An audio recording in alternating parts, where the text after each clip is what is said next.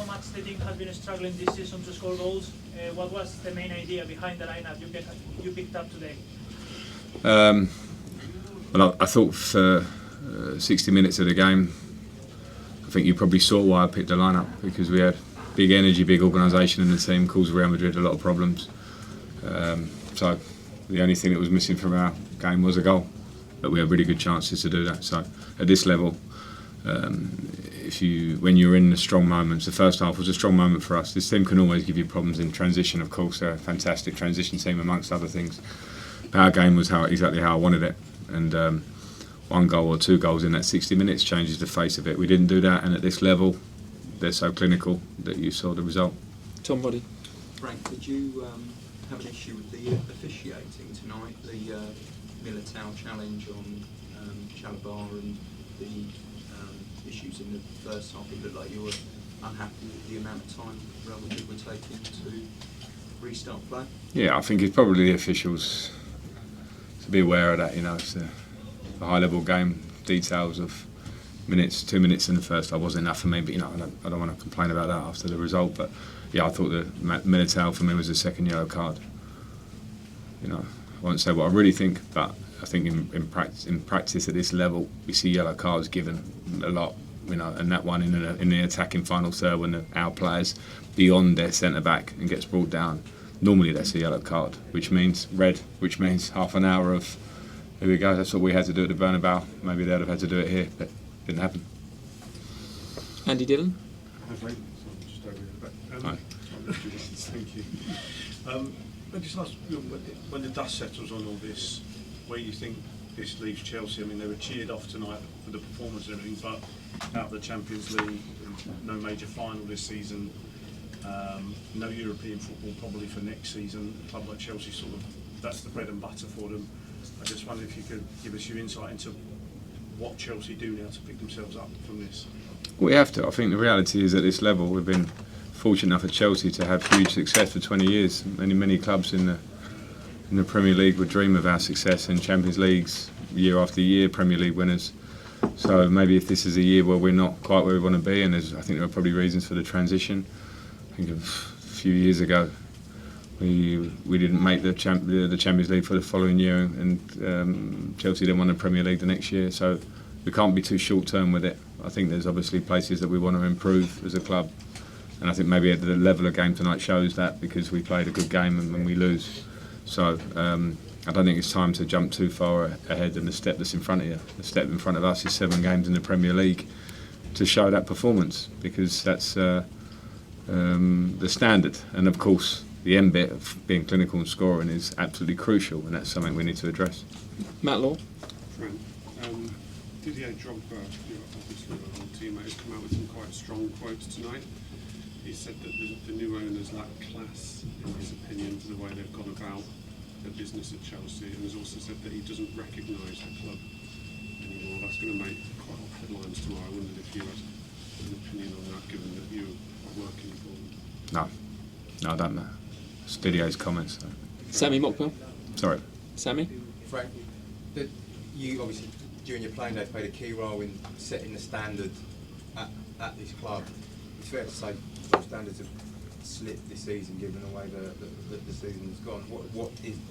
How do you go about for the rest of the season trying to raise those standards, and what is the motivation for the players, given that there's probably not a lot left? Yeah, I get that. I've been asked that in every interview and I understand the question, but the motivation has to be playing for Chelsea. You know, there's some players that are maybe quite new here, who are getting used to the club, and that maybe isn't easy. Sometimes, you know, we've seen some of the greatest players in the Premier League. When they first arrive, they need some time, and sometimes they go into teams that are flying, and they get put in, and they find their feet, and then you see them fly. So maybe there's reasons, obviously, with some of our players where there's a bit of transitioning. But I think in terms of motivation, you're playing for Chelsea, and so there's individual motivations throughout all the squad, and then there's a collective. And it has to be, for me, that we have to be absolutely competitive in everything we do every day.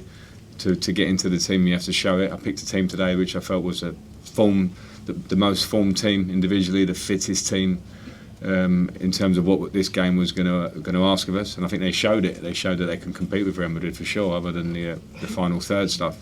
So I think it's important to as I said before, take each step, but each step for the players and for me now is like day off tomorrow, back to work Thursday, and get working towards Brentford, because people will make a lot about this season for Chelsea because they've had so much success, and the reality is this club's going to be back, and it will take work and it will take maybe a bit of process, and I think the fans appreciated the performance today, and maybe this season they've had moments where they're not feeling like that, so we have to latch on to that, get results for the end of the season, get performance at the end of the season, and then go again next year.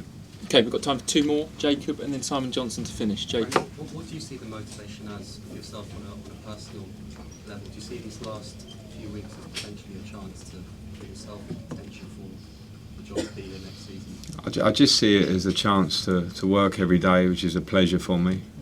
Obviously to be here is an obvious pleasure because of my link to the club.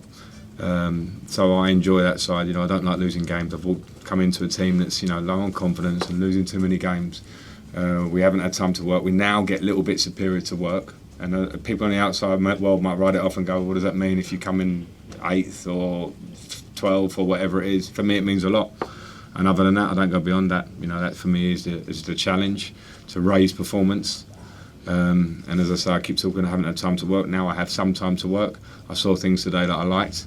There's no doubt in that first 60 minutes, you asked Carlo how they felt in the first half. We gave them a lot of problems, and individuals were performing at the level we want. The team was performing at the level we want.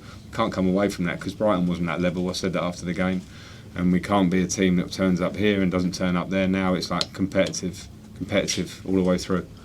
Okay, last question, Simon Johnson. Okay.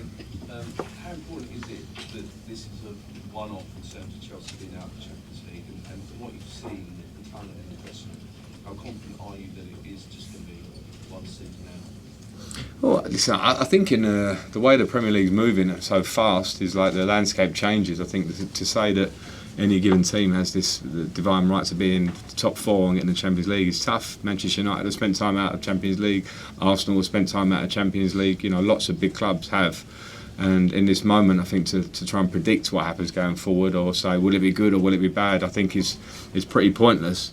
But I do think that we can set the building blocks now of where we want to get to. And as I say, I've come into I'm here for a reason, obviously, because the season hasn't been what it is, and in this role that I'm in. So can I affect it in that period? Hopefully, yeah.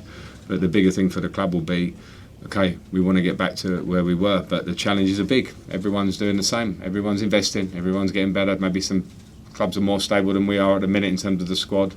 So I don't think we can get ahead of ourselves other than, having little tasters like tonight where there's disappointment, and understand what it takes to get back. And I know what it takes to get back. From being here as a player for a long time and as a coach before in the Champions League, so we have to set those standards high again.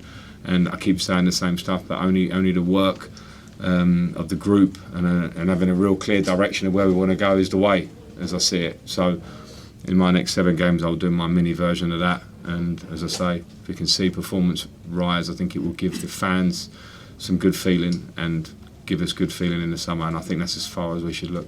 Okay, we'll leave it there. Thanks all. Everybody. Thank you.